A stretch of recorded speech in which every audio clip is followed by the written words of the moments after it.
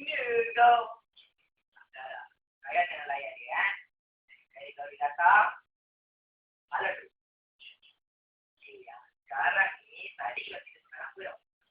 Pasal abang nak persatuan kan.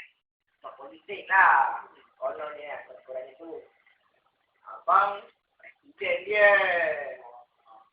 Seorang join pilihan raya. Lepas tu nak menang lagi. Sampai korang kuasai politik negara. Lepas tu kau nak kuasai politik dunia. Duduk dalam White House. Abang nak pecat Obama ni. Tak lama lagi tu. Tak baik pun. Jadi nak kerja apa?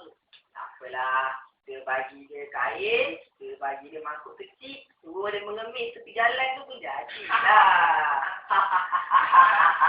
Cakap apa ni?